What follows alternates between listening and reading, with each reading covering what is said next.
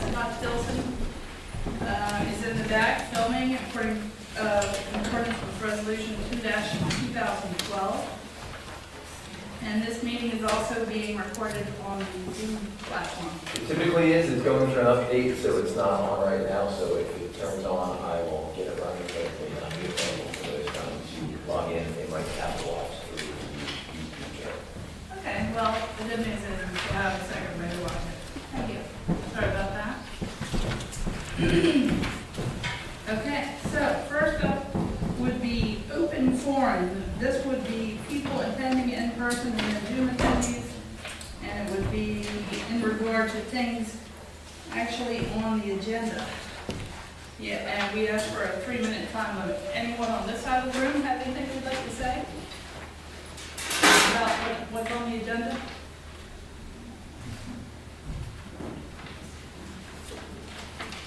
No? Anybody on the left side?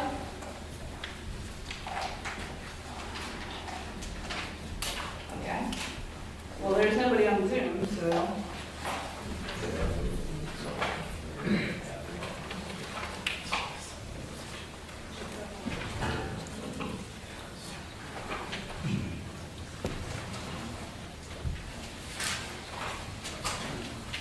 I would just say to the board, if as we proceed with action items, we get Zoom, because they weren't given an opportunity to do this. We can go back to it. But we get a reopen then if there's, Sure, that's fine. All right, next we move on to the consent agenda, items 1 through 10. Point of order. We did not receive a report from the Honeybrook Fire Company, so I would suggest that the motion be amended to accept items 1 through 9, if that is the board's wish. Yeah, that's reasonable. Okay, items 1 through 9 through the consent agenda. Do I hear a motion? I'll make a motion. I'll second. All in favor?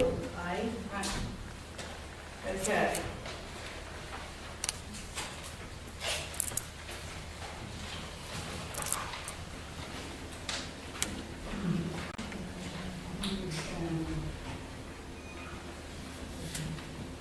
Next up, we have our reports. Don Johnson, who is actually in the back right-hand corner.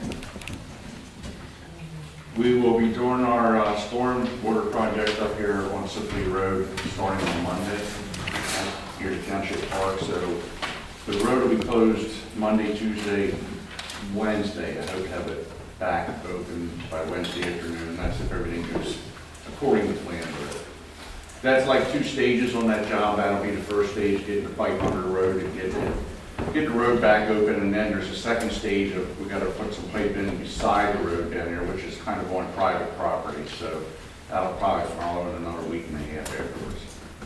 Okay, thank you. Okay, number 3 would be Christy Dycheretti, our administrative assistant. Thank you. I was not able to attend the partnership meeting yesterday, but I did get an update from the partnership president. So they mostly talked about the upcoming Harmony Day, 3rd Saturday in September. There will be activity sites at the Honeybrook Fire Company grounds, the Long Way Home Garden area, Honeybrook Presbyterian Church, and the Honeybrook Community Library. There will be a pickleball tournament for people to see at Humboldt Park. Free document shredding will be offered by State Farm Insurance in town. Yard sales and discounts will be at the Honeybrook Hardware Store, and 10% off hoodies will be offered at Evie's General Store. Details will be published in the Tri-County Record that week, and also on the partnership website. The Make a Difference Day project is still under discussion. That's an October event, but although they haven't decided what exactly they will do, as that project, it will be focused on the youth in the community. So stay tuned.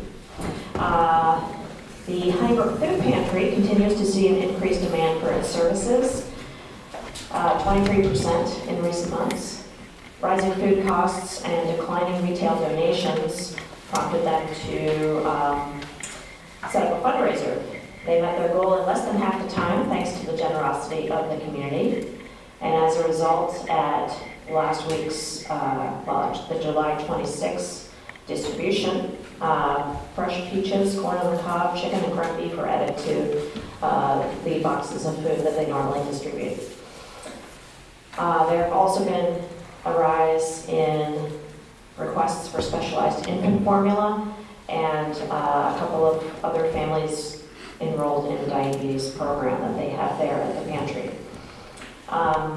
The fund drive continues through August, even though they met their goal, there's still a need. Hunger knows no season, so please consider donating there, and you can also donate here in the lobby of our building any non-perishable items.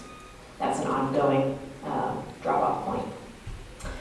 The Pennsylvania Department of Transportation and Keep Pennsylvania Beautiful are inviting 10th through 12th grade students from around the state to apply to be part of the Young Ambassadors of Pennsylvania program. Applicants should be passionate about the environment and committed to making Pennsylvania the best place to live, work, and play through volunteerism and leadership. Applications are being accepted through September 14. Students will be chosen through a competitive application process. And you can get all the details at keeppabeautiful.org. Lastly, a reminder that the township offices will be closed on Monday, September 4th in observance of Labor Day. That is my report. Thank you, appreciate that. Oh, Chrissy, I have a question. I got like eggplant, squash, cucumbers, all that kind of stuff, fresh vegetables. I brought it last week. Where can I pick that up?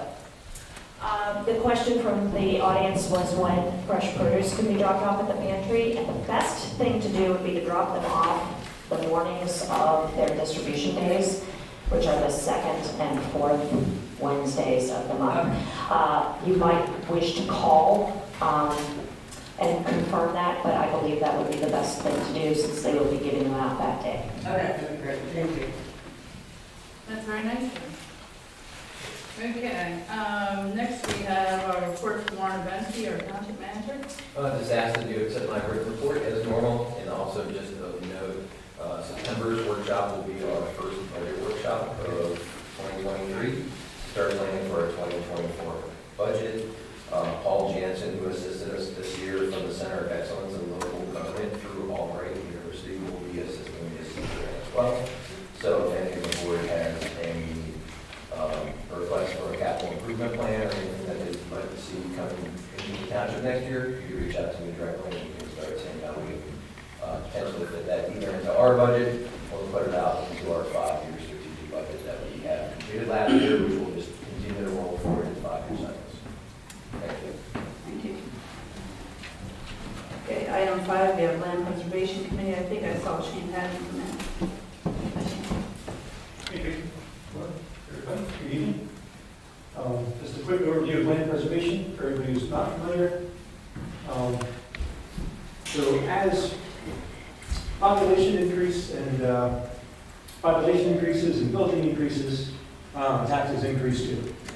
And you might think the more people we add in the township, the more the tax burden spread around, but residential development is actually revenue negative for a municipality.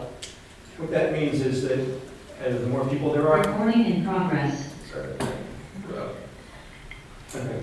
So the more people there are, the more services the government needs to provide. We need bigger wastewater plants, bigger schools, more road services.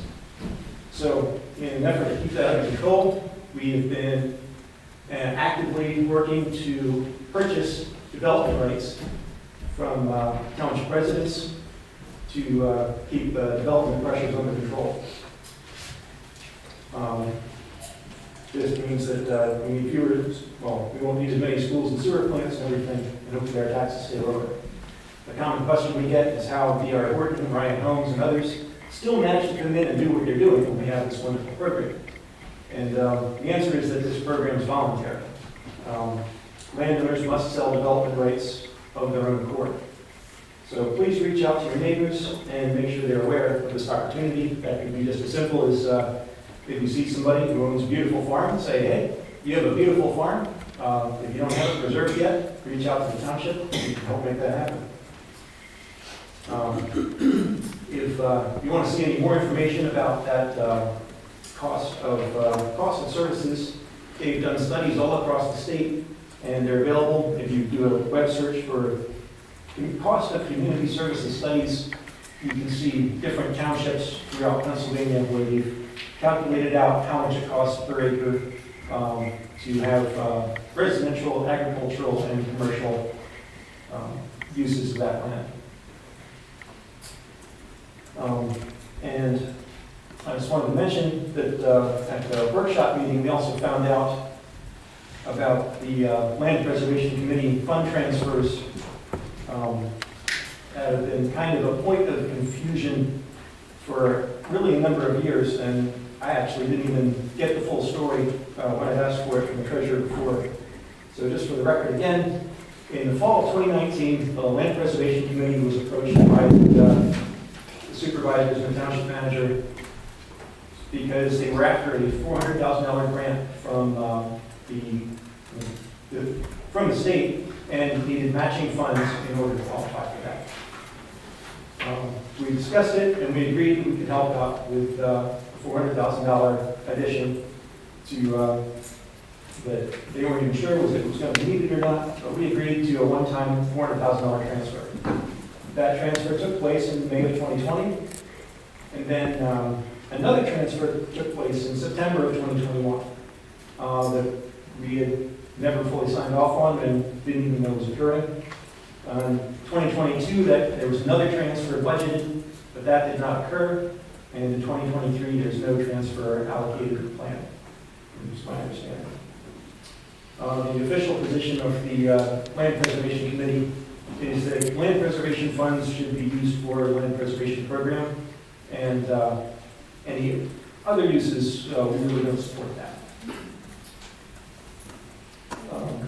The next meeting is coming up Tuesday, August 15th at 7 p.m. right here. Everybody's welcome to attend. All are welcome, and there may be cupcakes. So hopefully not everybody. Thank you. That's a good way to get people going. Thank you, Shane. Item 6 would be our planning commission. Well, Gary McEwen's here from the planning commission. I'm not sure if we have anybody else, but normally Mike gives the update. Thanks, Gary. Yeah, you'll see several items on your agenda tonight that were recommended and reviewed by the planning commission, so we'll get into that later in the meeting. For this coming month, we do have a potential of 3 plans coming before the planning commission, 2 of which will be on the agenda for upward investments and Twin County Business Park, both of which have already been reviewed at some level by the planning commission, and we've done review letters on those. The 3rd would be the Arbor's Blend Plan. We've received a partial submission, so we're actually communicating with the developer to find out what their intent is related to the submission, whether it's just a zoning compliance review or whether they want to go before the planning commission for further discussion. So we're still having that talk at this point. So that'll be a tentative item as of now. But that's all I have, unless Gary or any of the other members present have anything to add. Okay. Thank you. Thank you. Parks and Rec, Christie? There's really no update. Rec and Park did not meet this month, or this last month, so they will be meeting next week. And their newest board member will be seated, so we'll have a full Rec and Park board. Thank you. Okay, item number 1 under new business, approve or not approve the list of bills for payment as prepared by the treasurer. Make a motion to approve. I'll make a motion to approve. Second, all in favor? Aye. Item 2, approve or not approve an extension of time for Arbor's Glen Plan 2022-10 to November 8, 2023. I'll make a motion to approve the extension of time. I'll second. All in favor? Aye. Item 3, authorize or not authorize the township solicitor to advertise the September 13, 2023 public hearing upon the potential enactment of ordinance 209-2023, revising and reinstating chapter 22, subdivision land development in its entirety. So I believe this is just for authorization to advertise it. It doesn't actually make any changes, it just brings it out to the public, so it's available for review. Correct, correct. At that September 13th meeting, we would open the public hearing, at which time people can make any comments they have about it, and then after that, it's concluded, and the board would have potential to enact it. Right. Okay, do I hear authorization to advertise? I'll make a motion to authorize that, guys. Okay, I'll second, all in favor?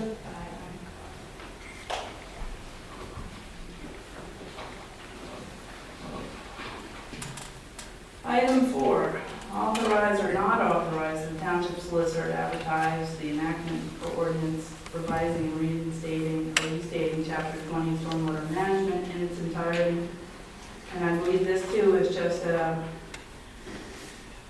adopting the 2022 PA Chester County stormwater ordinance for RMS 4 plan to be compliant. That's correct. Yes. And again, this is just a motion to authorize advertisement. And again, we would have an action at this at the next board meeting, I believe. Correct. But these are requirements of the state as part of our MS4, so they're mandatory requirements that we have to implement into our ordinance. Right, and MS4, I believe, from my understanding, is stormwater requirements if you drain into the Chesapeake Bay or watershed areas, right? Correct, yeah, urbanized areas and the Chesapeake Bay obviously is involved in that. Okay. For the benefit of the public, MS4 stands for Municipal Separate Storm Sewer System. So 4 S's and MS4. So, 4 S. yes. Do I hear a motion to authorize for advertisement, stormwater management? I'll make a motion. I'll second. All in favor? Aye. Item 5 on the agenda, Honeybrook Community Library, land development, 687 Compass Road, tax parcel number 22-6-39.2B and 2C, adding 3,759 square foot of building area and 24 parking spaces. Now, this has been something that's been going on for a while. The library is going to get an expansion, which will be great for the community. It's good that's finally gone through. Oh, there is somebody here for that? Yeah. Okay. Yeah, if you'd like to, if you guys would like to come forward.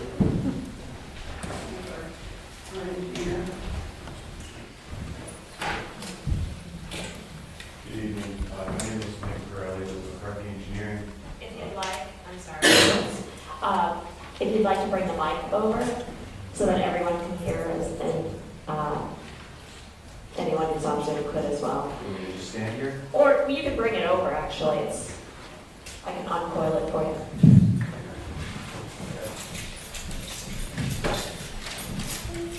Other duties as assigned.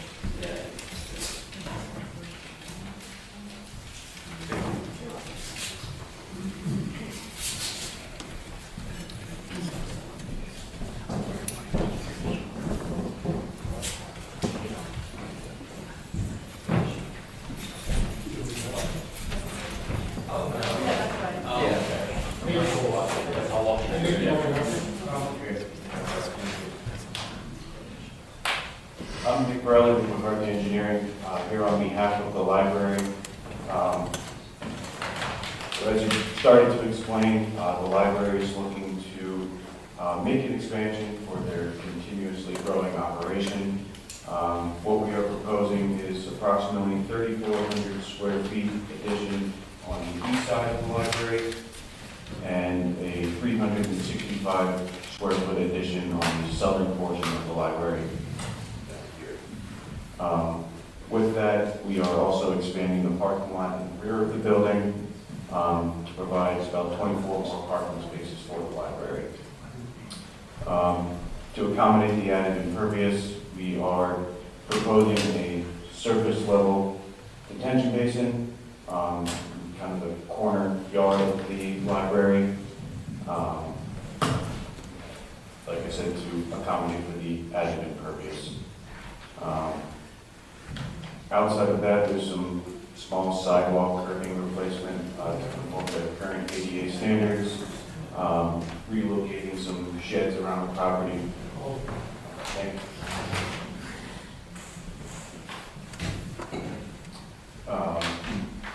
And that's pretty much the gist of what we're proposing here. I did have a conversation with some members from the board after the planning commission meeting 2 weeks ago, and they had asked if we could tonight respectfully request a waiver or partial waiver from the performance guarantee section of the subdivision and land development ordinance. Being that they are a community organization,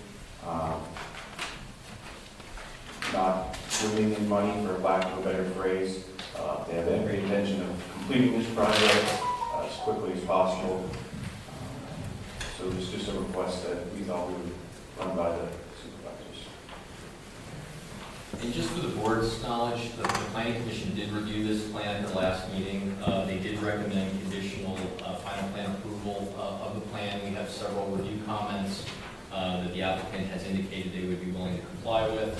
There's also 2 recommendations for landscaping, which I believe were also agreed to by the applicant. So obviously we have a waiver request for the financial security, and I'll defer to maybe Beth on this. Typically, I've seen this done in other municipalities for projects like this. Typically, we would want some form of agreement drawn up that they would enter into to basically comply with meeting all of the criteria of the ordinance, plus installing all of the improvements subject to confirmation by the township engineer.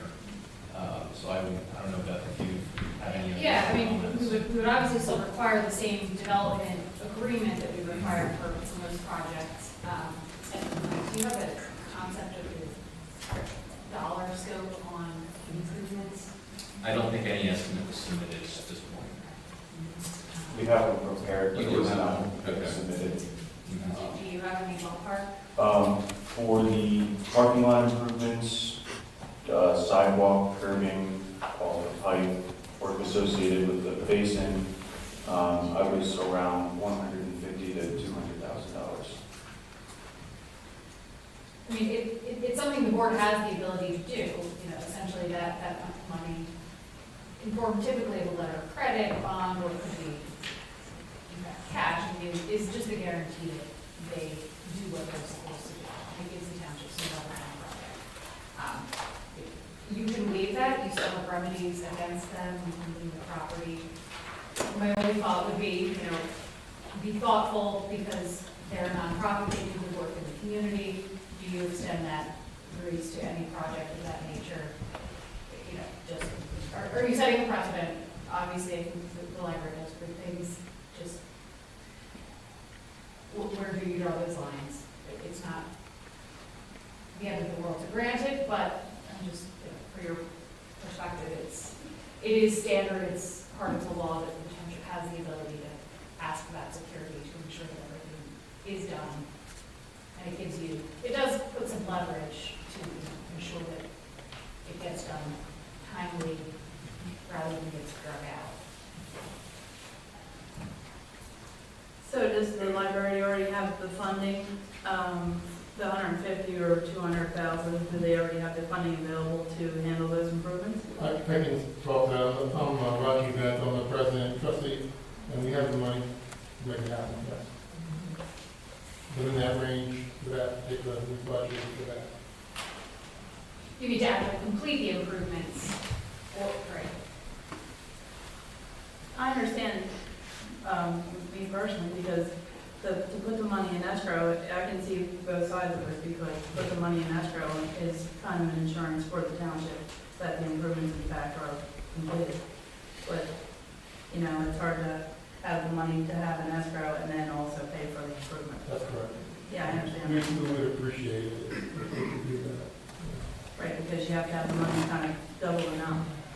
Or you have to take out a letter of credit from the bank, which you can do, but there's costs associated with Yeah, that costs money too. Is this just for the exterior? Site. Yeah. I was told you guys need to see these pictures too. Could I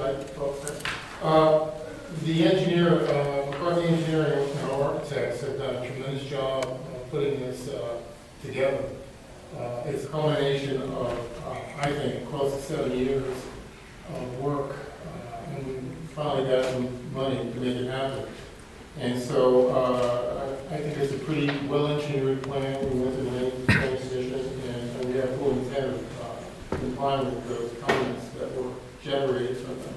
So that's the new part added to the I think- old part. I don't know. It's colored, it's dark colored here and here. These are, we call these the wings, they're coming out, 10 is right here. And these are coming out from the building, and we have an area here and here. So effectively, double the, anyone who's been in that library knows what's going on. Yeah. And double the area, and it's pretty impressive. We have a community center where we can have a lot of activities for the community here. And we have a teen and children's section that's going to be pretty awesome. So, but this is well engineered. I'm an engineer as well, and this is well engineered, and I think the community will like it. Rocky, is that available at the library if someone wants to? It's available, I believe we have Yeah. website. The Jennifer, the library director, has copies, like some color copies showing the better, like an artist rendition and a drawing are available if you want to go and look at them. I did put them online at the library. This here is Stacy, and she's on our development committee, and she's been a centerpiece of helping with this work that we're doing on Friday. This is going to be a really pretty job, really wants to know. And it's going to be done soon, as soon as we get permission to move on. Anyway. We're really pretty proud of this. Any questions? We have funding from the state of Pennsylvania, as you all know, over $1 million. We're very appreciative of PA giving the grant. And we have other money coming in too from donations and stuff. So we feel very confident about, and we're being very frugal, by the way, in what we're doing. So we feel very confident we can meet all the demands for the retention basin, making sure it's completed, and maintenance of that as well. We're putting it into play. So, anyway. Are any questions? I don't know.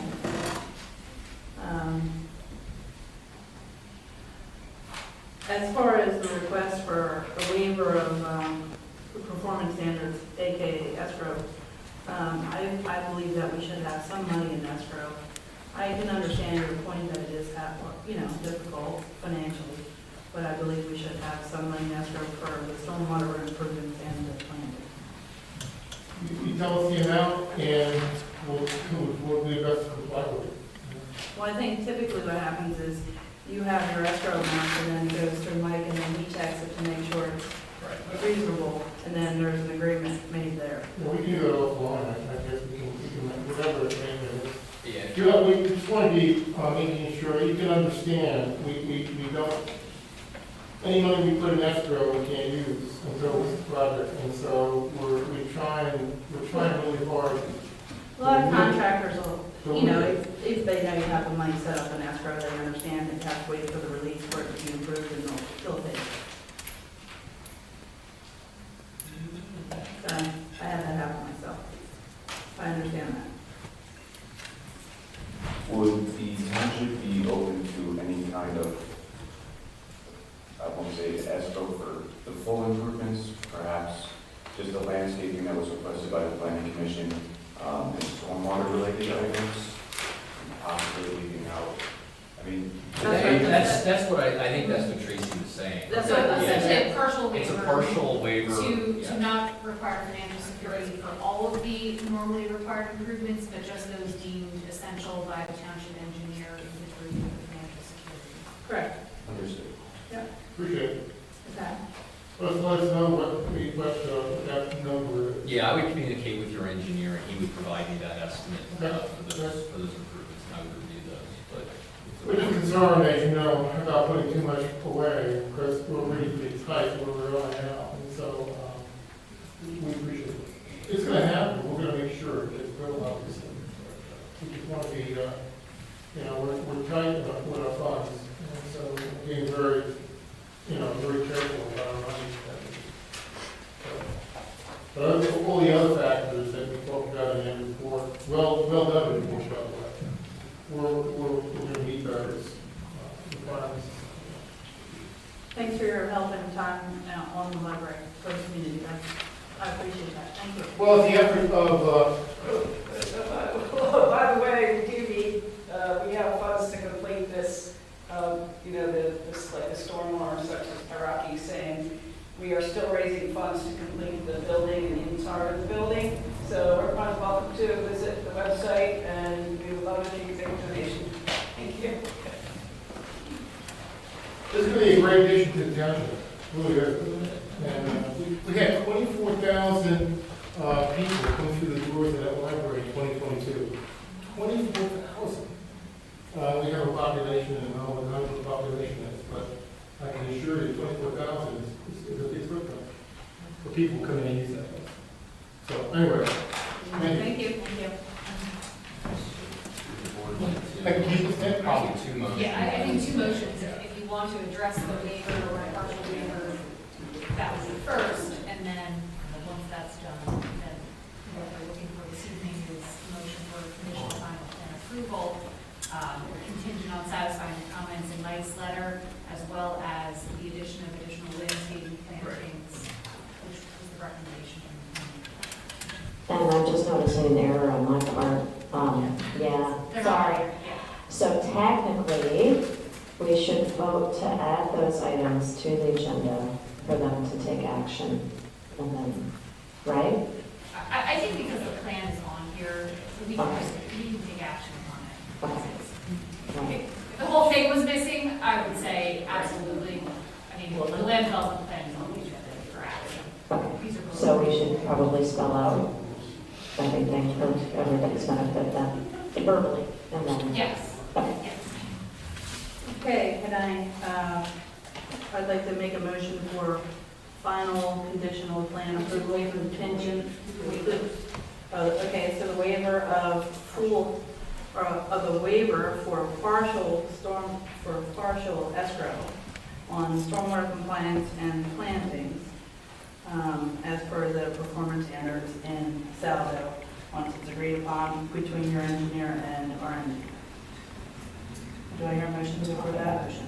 I'll second. All in favor? Aye. Okay, and then the second would be conditional final plan approval based on agreement of that and the letter that was issued by Technicon dated July 28, 2020. Do I hear a motion? And, It actually includes the landscaping. it's in, we didn't update it. Yeah. That's okay. Yeah, oh, no, that's fine, I knew that was part of the motion. Yeah. Okay, do I hear a motion for that? I'll make a motion. Okay, I'll second that. All in favor? Aye. Thank you. Thank you very much for your time. Thank Thanks, Nick. Thank you.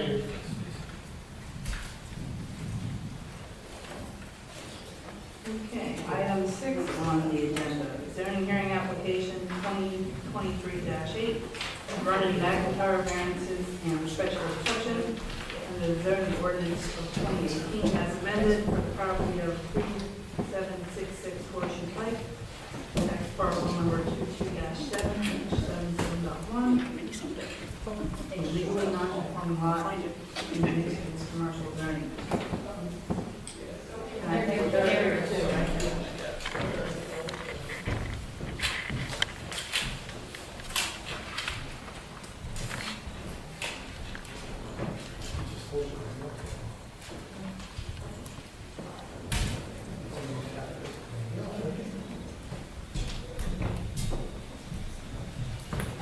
Good evening, my name is Brook Schaefer, I'm with Art Engineering. If you wouldn't mind, I'm so sorry, if you wouldn't mind grabbing the microphone for everybody's benefit.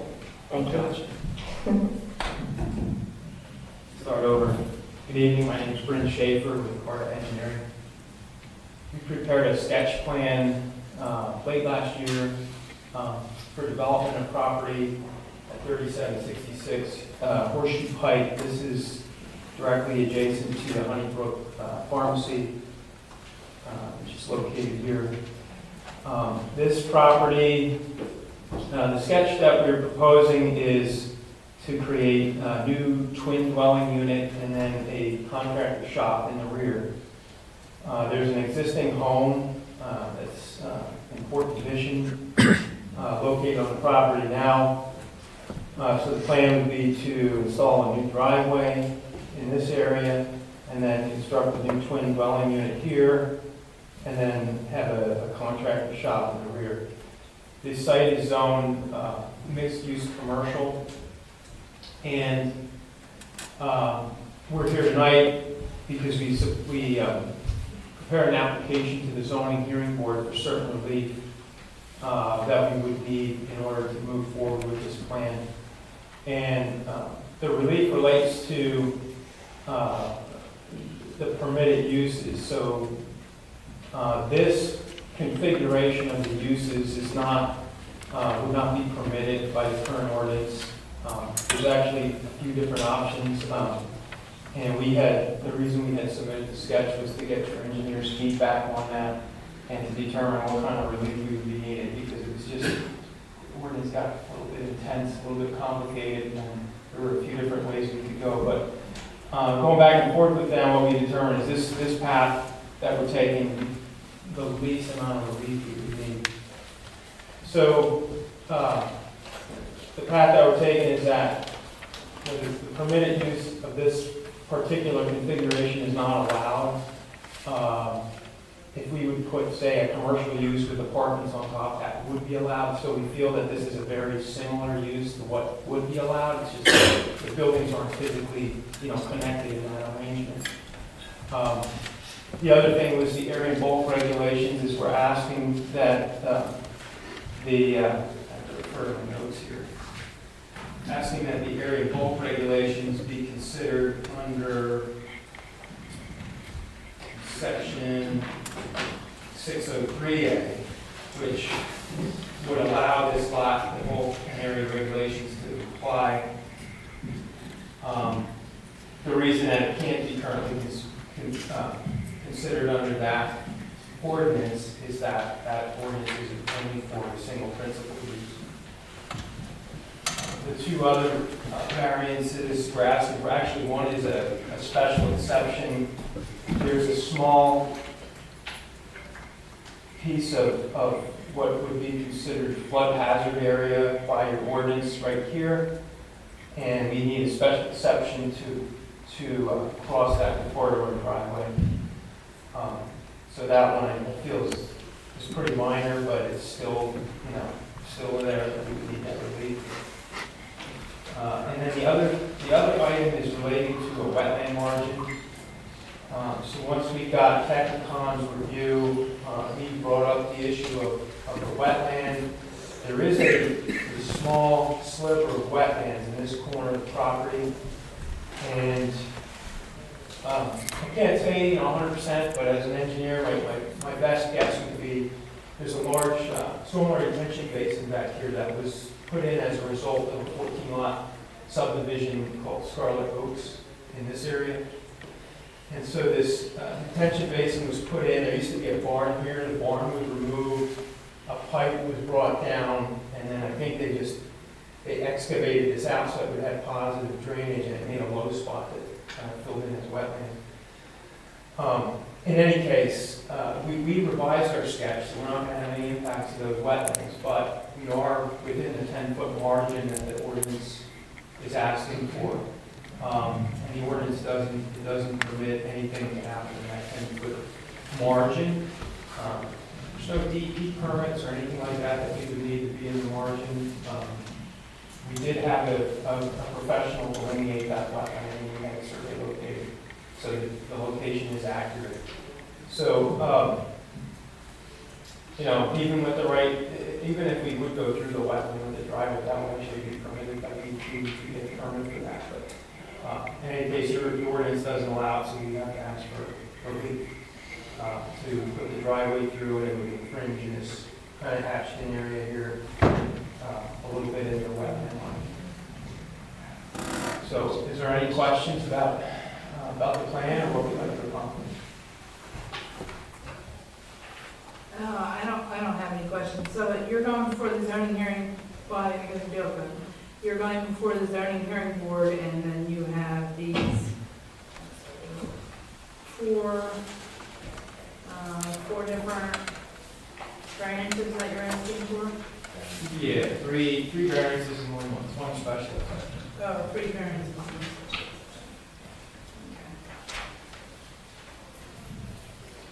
Do we have to vote on each one separately?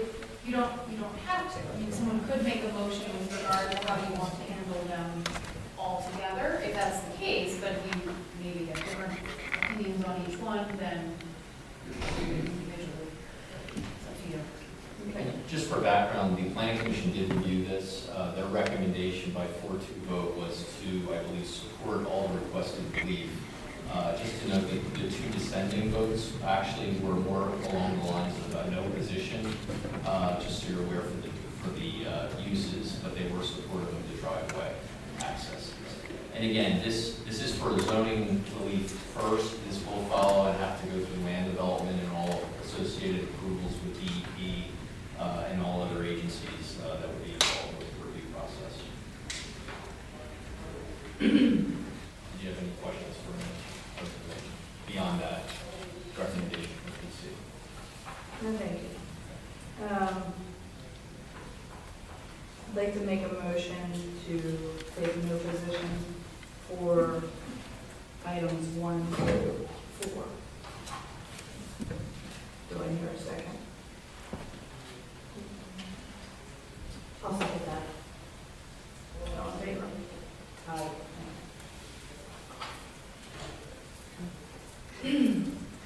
Okay, item 7 on the agenda, the zoning hearing application 2023-9, special exception request to the zoning ordinance of 2018 as amended by Calvary Chapel, Larry Buckler, located at 5011 Horseshoe Pike in the Business Industrial Zoning District. And I think there's somebody here. Someone here for the, I don't believe so. So I can actually cover the review. This is a property that's at the corner of Todd Road and 322, west of the borough. As you mentioned, it's going through land development for Calvary Chapel. It's a renovation of the existing building. They're going to be renovating the building and utilizing it for their institutional use for the church. So they are proposing to have a new driveway access. They're planning on eliminating their existing access off of 322 and proposing a new driveway off of Todd Road. So that would eliminate an access on the Arturo Road. And as a result of that, the area of soils that's mapped in that area would be considered flood hazard soils. It's not floodplain, but it's actually included in our hydroalluvial classification for the soils. It's similar to the previous application that was before you just a moment ago. And that relief is for a special exception to cross with their new driveway, put the portion of this parking area and also a portion of their stormwater facility within those soil areas. And again, this is for zoning relief. We'll still have to go through the regular land development process. This was called out in my initial review letter that we did at the land development with the zoning relief. Any questions from me on that? And the PC voted to. They supported, they motioned and I was unanimous support, yes.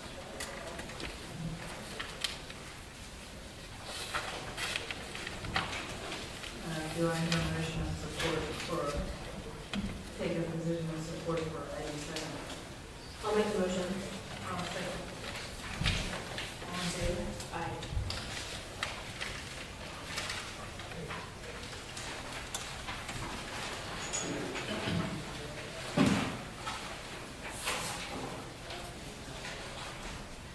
Item 8 on the agenda, approve or not approve a full release of $6,048.46 from Brook, 48 Calvertville Road, tax parcel 22-4-95 for the completed stormwater management project.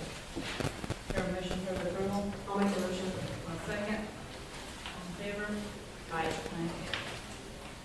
Item 9, approve or not approve a full release of $16,271.85 for Lloyd Hilliard, 415 Talbotville Road, 22-4-50.1 one, for the completed stormwater management project.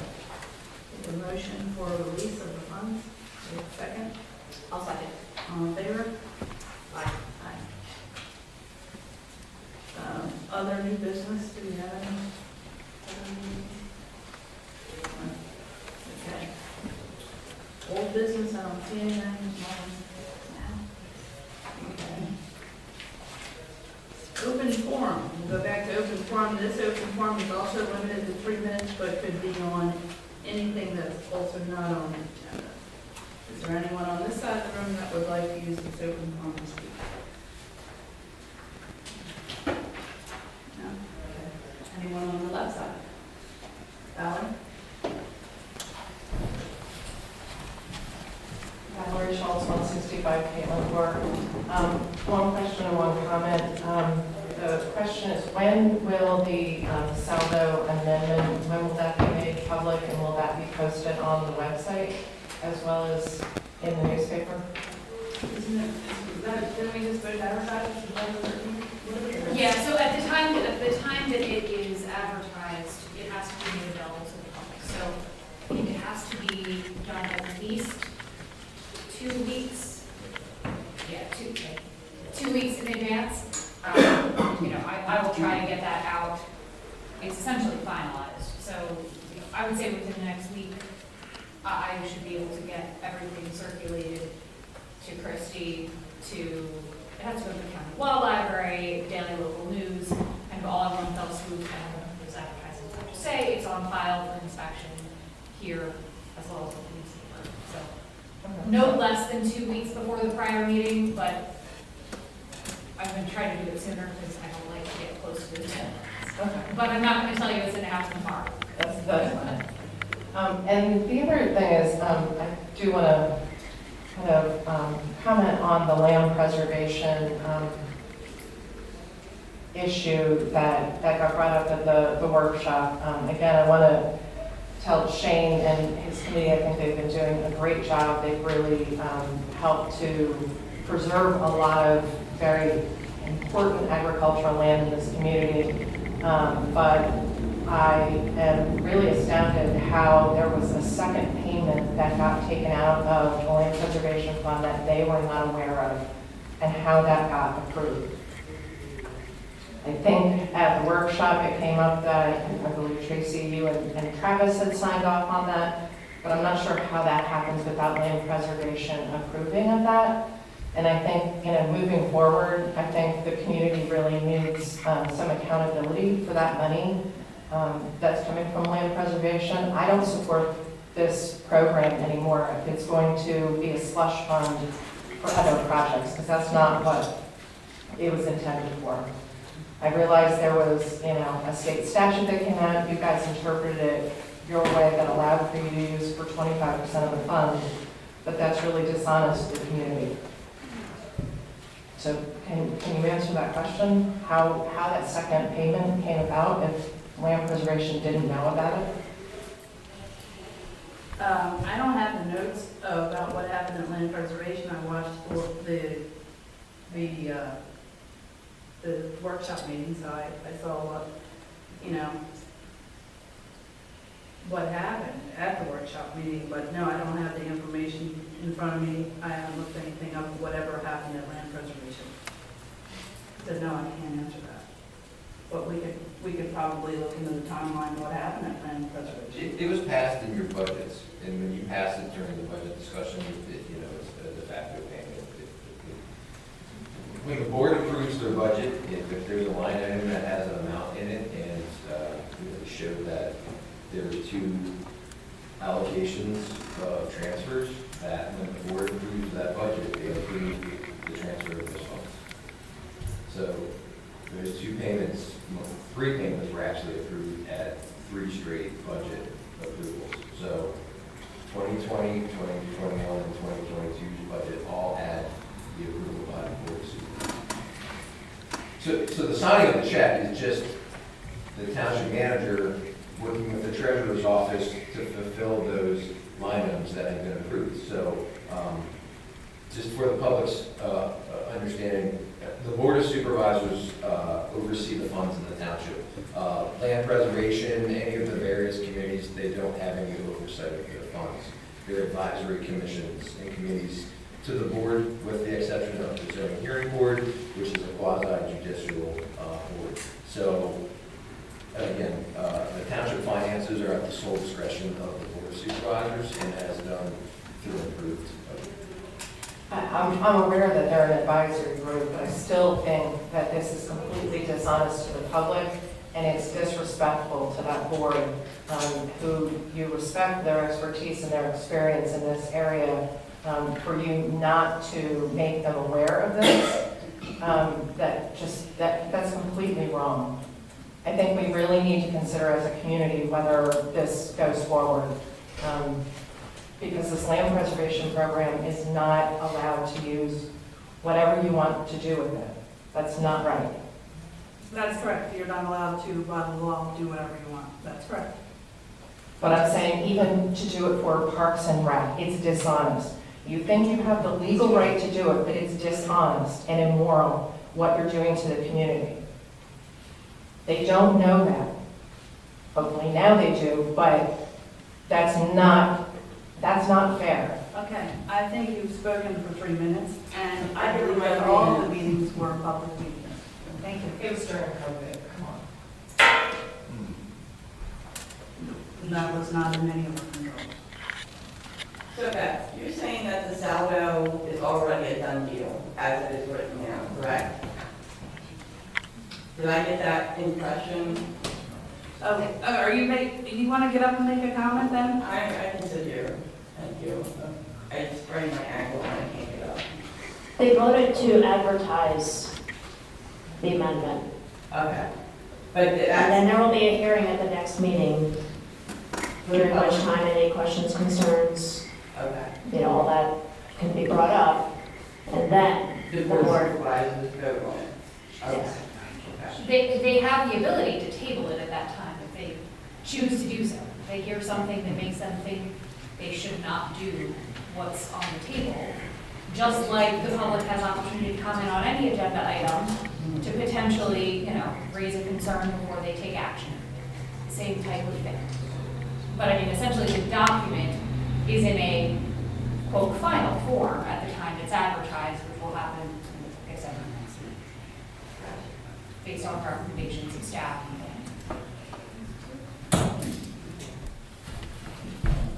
Okay, does anyone else on the left wish to speak? Or, Go ahead, you can go first. Go ahead. No, go ahead. Okay.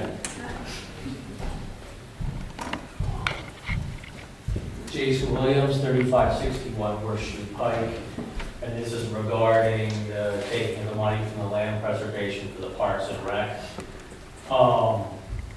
This was intended for, if my understanding is correct, is for a skate park. If I'm wrong about that, correct me.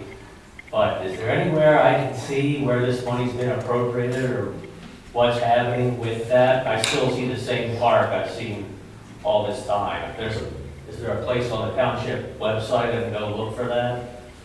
Or I haven't heard anything about any planning for the skate park other than the funds being directed.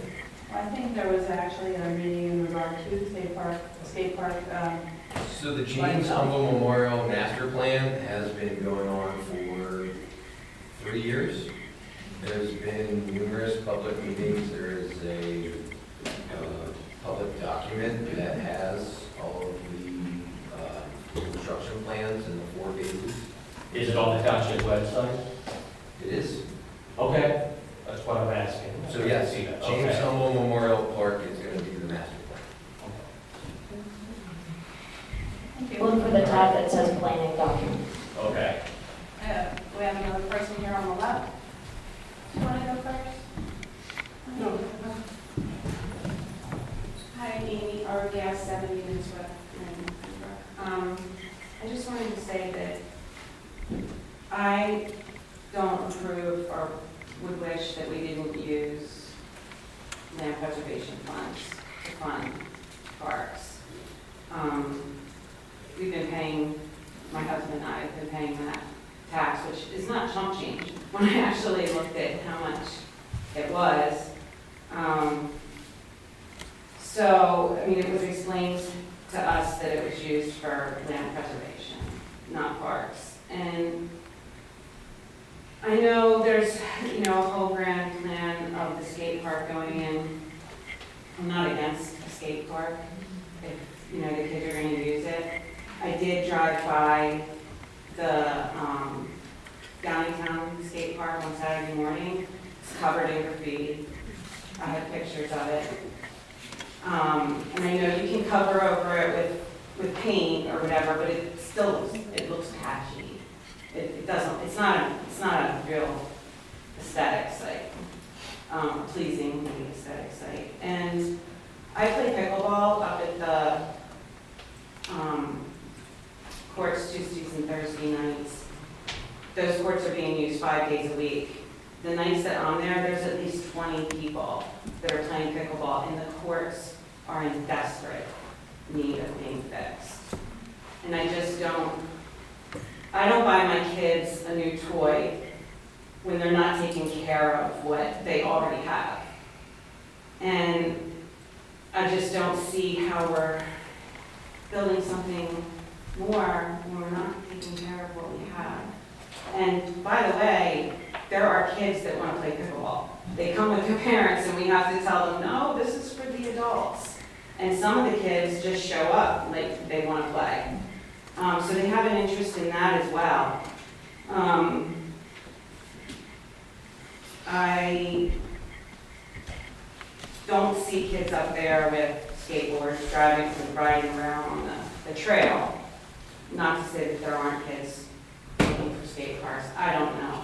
But I'm just saying the basketball court is in terrible shape. And I've been also going over to West Nantmeal. They have it set up really cool. They have their basketball court is in nice shape, but they also have 2 additional ways that you can put 2 additional pickleball nets up there. And I see kids playing basketball there, but I'm not sure that our courts really would attract them. Maybe if they were new and fresh and they would want to be there more. So, Thank you. If I may, Sure. you know, actually just, to your point, we actually just had a company come out and give us a quote to fix the basketball courts and the tennis courts. And at the budget meeting in next month, 100% that cost estimate to the board, and asked that they actually put it in the rec fund for next year to fix. So to your point. thank you. Does that have to come out of land preservation funds? No, ma'am. Okay. No. Again, if you just bear with me, part of the job of the professional staff here is to show where those funds go and where they come from. So during last year's budget meeting, I think I've told the board that my point of view as a manager is that every fund should be funded appropriately with tax dollars. So there's ways to move funds out of the general fund into recreation to pay for those services such as maintenance and upkeep. For 2023, the board actually approved in this year's budget a $60,000 transfer from the general fund into the recreation fund just to pay for upgrades to the park. The cost amount to review those costs for the basketball court and tennis courts exceeds the $60,000. So my hope is, upon discussing it with the board next month, that we don't use that fund this year, but transfer it forward into next year's, get some more funds from the general fund to actually redo that. And if we work with the board early enough, we can actually have that scheduled to have that work done right in the early part of the year, so that we could potentially have the basketball and football courts by April or May, if the board agrees with the fund. Hopefully that answers some of your questions.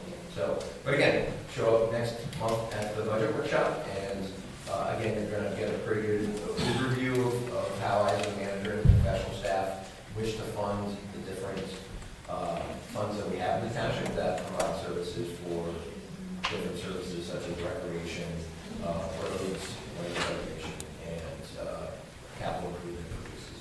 So you're looking at possibly next year, the plan would be next year to be able to make corrections up there. Correct, we could put a Band-Aid fix for about $60,000, Yeah, which but, would, yeah, so in my point of view as a manager, is I don't want to count such large amounts to get so few years on return, building out, resurfacing, milling them out, and going back in would probably give us an additional 20 to 25 years for new reports, especially if we maintain them every year.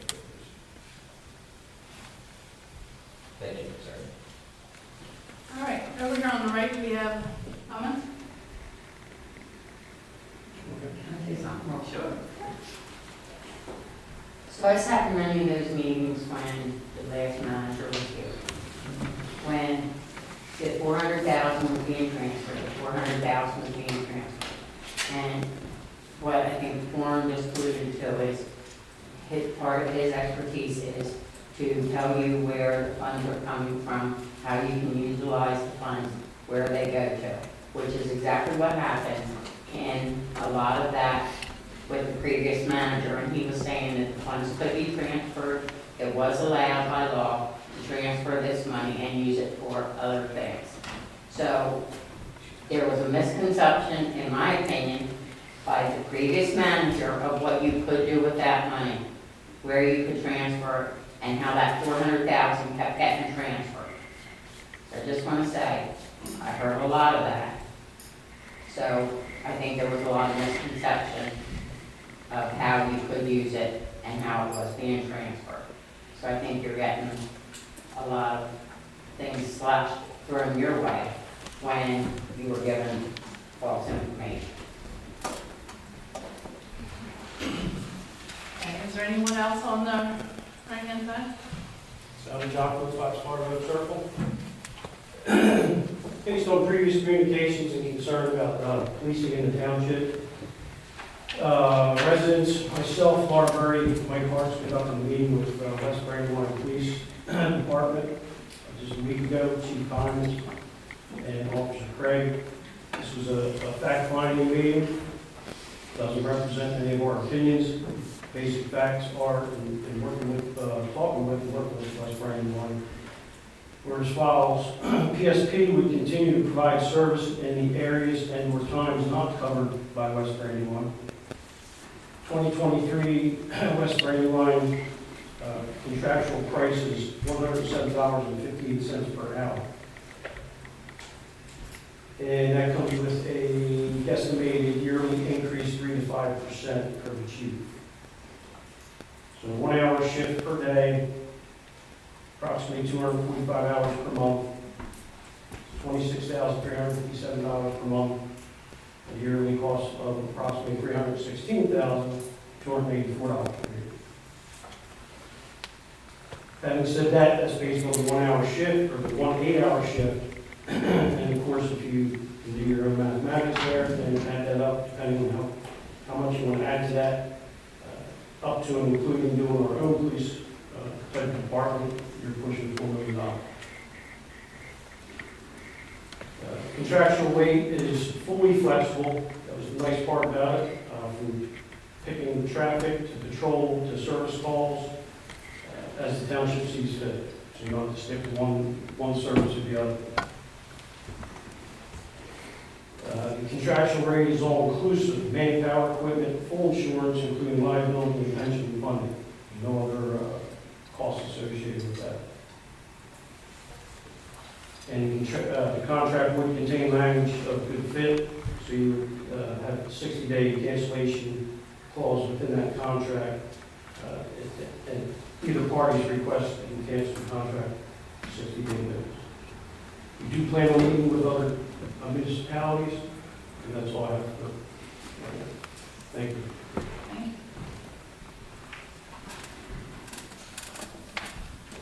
Okay, anybody else on the right-hand side? Do we want to have any discussion about any of that? We do have, Zoom is back up, there is 2 people on, so I don't know if you want to just give them. Oh, I'm sorry, sure.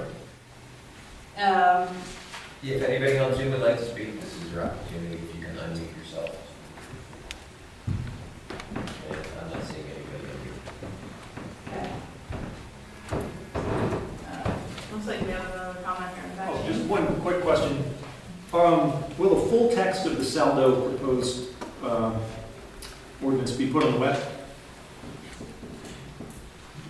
And that's what you said in about 2 weeks? Yeah, That's what I heard. technically, there's a legal requirement that it is on the website when we proceed to put those things out there. I don't see any reason we would do different with that. Okay. But it would be the full text, not just a notification that, hey, there's a thing, you can go up to the township building. Due to costs, the legal advertisement in the Daily Local would likely refer you to the office for the full text, but we can certainly put the full text on our website, no problem. Okay, great, thank you. Can I say something? So I haven't been a very active resident, but Aurora Green, 190 Country Drive. I am a bit concerned from what I'm hearing. You know, I am very, put my trust in people to do the right thing, and I was very disappointed to hear about the transfer of that 400,000. And I don't want to be a dead horse, but I think you need to know that it's not just Val that feels this way. There's many citizens, residents that are upset about this. So what I'd like to know is, it's kind of like, okay, where is this money? What are you doing with it? It's in escrow somewhere. Is it going back into the land preservation? It's $1 million, if I understand correctly. So, and is there somewhere to see the budget when it's, you know, once it's approved? So. And the budget process is always open to the The public. budget's online. The budget's on the website, has been. Okay. All the Like I budgets- said, shame on me for not being. All the budgets are public, all the meetings are public, so anytime the budget is discussed in the public meeting. Okay, and so where is this money now then? What is going, it's still appropriated for parks and recreations? It's in the recreation funds. Okay, and is it able to go back into the land? The board can do whatever they wish with the funds of the township. So if we requested that as, you know, a community, that's a possibility that that could happen? I spoke upon this in the past. The state park is about $250,000, of which we have a matching $225,000 grant from the DCNR. There is just shy of $1.1 million in the recreation fund. $800,000 came from land preservation. So my hope is to get the skate park built, get the reimbursement, have more than $800,000 still left in the recreation fund, and make recommendations to the board that they put it back. But as Shane noted, land preservation agreed to the $400,000 transfer initially, correct? Because there was matching grant, is that correct, or something? We were applying for a grant, and the township, to apply for the grant, had to show that there was matching funds to complete phase one of the James Elmer Memorial Park Master Plan. Now, not to contradict Shane, but phase one was $770,000 build out, which was shown in that document. So for when the township applied for that DCNR grant, it was to build phase one. That is what the application was for. So there's no doubt that when the township agreed to apply for it, that they understood we would have to have at least $770,000 in that fund to build phase one. Again, this is before my tenure, so I can't speak of the conversations that occurred with the previous manager and the board, or the previous manager and land pres. All we can do is move forward. All I can tell you is that when a board undertakes, in James Elmo Memorial Park, if you look at the document, there's 4 phases. It's $4.8 million. I have no doubt that a professional staff would have some conversation with a board to figure out funding before they started going down that path. Again, I wasn't here for that conversation, but I don't think any professional staff would draw a plan for $5 million, apply for a $225,000 grant, and not know where they foresee the remaining funds to come from. I wasn't here. I haven't gone through the previous videos or looked through the documents, but I have no doubt that that previous administrator had conversations with various boards in the township here and had a framework of where he believed that funding could come from. But again, this James Humble Memorial Park Master Plan started back in 2019. The online document is dozens and dozens of pages. It shows who was on the committees, who from the public showed up, how they got to what different phases they wanted to put in there, and the feedback of the community. That document is public. I would encourage anybody who has questions about this master plan to take some time, go to the planning section, find the document, James Humboldt Memorial Park Master Plan, and read it. It has all the cost analysis, all the 4 phases, and how they I'm just came. worried about where my taxpayer dollars went to, that I thought they were. Understood. No funds have been dispersed for the building of that because the skate park has not gotten into the construction But they were phase. appropriated for it, so. It's in the recreation fund. Yeah. And again, to go through with the grant, we have to have the matching funds. Now again, the municipality can unwind anything at once. They can elect to not approve a budget expenditure. What type of recourse would it be? Again, tying up state funds because, they've agreed to set aside these matching funds for us. And us having that program means some other municipality did not get funding.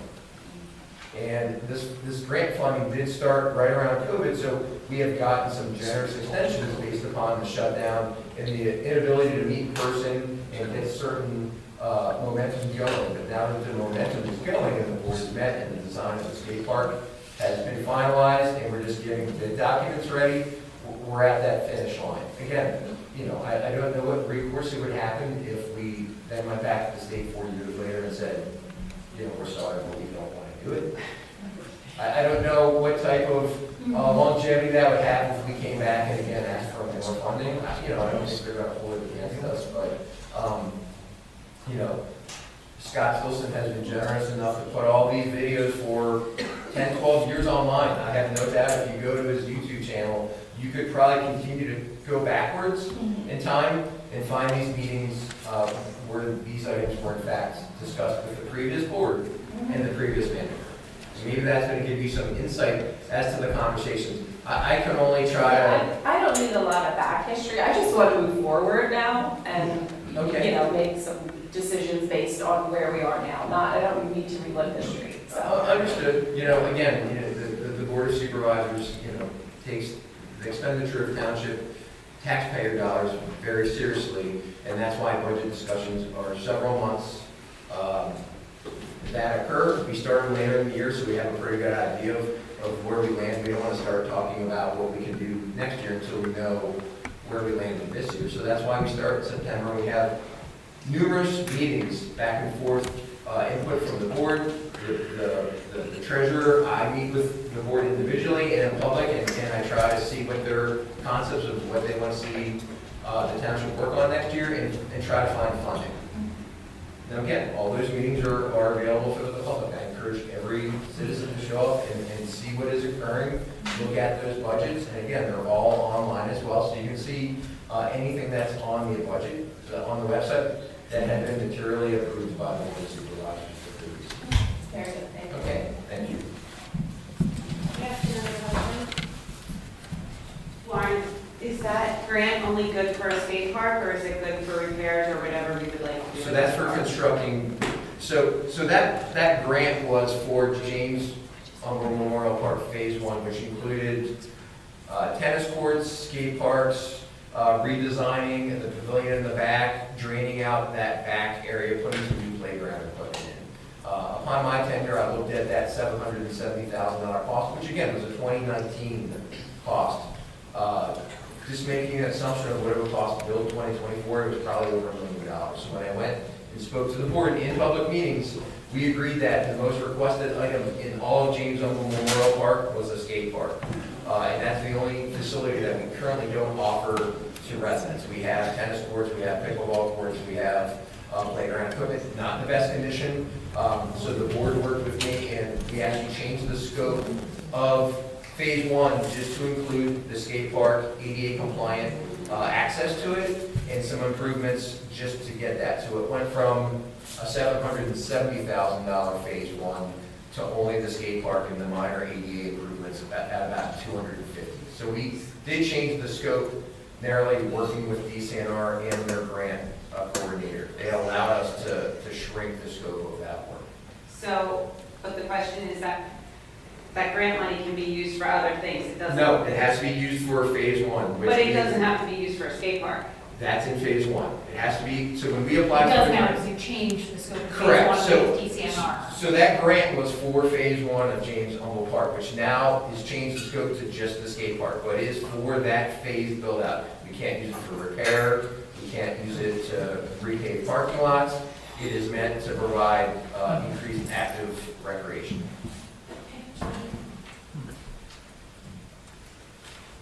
Karen? Can we stop with the, well, 10 years ago, before I was here, before, this is the past, you can't change the past. Let's start working on the present and the future, okay? Secondly, if you're going out to speak to police departments and things like that, it should be the board of supervisors only. You know, every time they can carry, and I don't trust this guy as far as I can spit, okay? I would rather have you two and John go speak to the police department separately, you know, and get that thing. We run into certain, sunshine act requirements, because you have a 3-member board, so having 2 board members conducting meetings in private has some. Now, I'm talking, like, if you're going to go talk to a police station about, you know, how much it's gonna cost and all that there are 3 board members. I think he indicated that one of the board members was part of that meeting. Yeah, but why did he have to join into that board? One of the board members advised the community, if you'd like to go out and do it, then please go out and do it. Yeah. I went out and did it. But I don't even know what your studies are, and honestly, you know, are you I met with West Brandywine Police Department, I'm just telling you my opinion. and I'm I telling don't you. trust you as far as I can spit, and I- that's it. Good for you. I just reported facts. You can certainly go and speak with any other police department too, and gather information, that's all we did.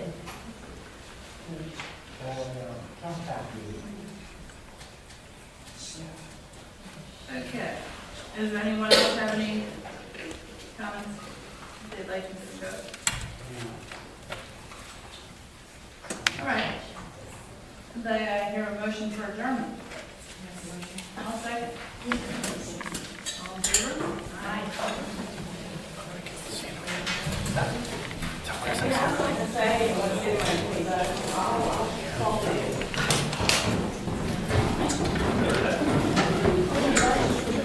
Yeah.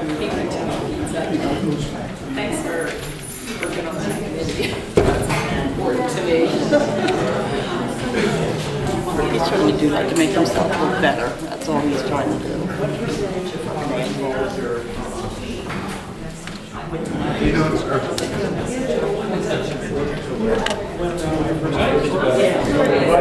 Fixing up.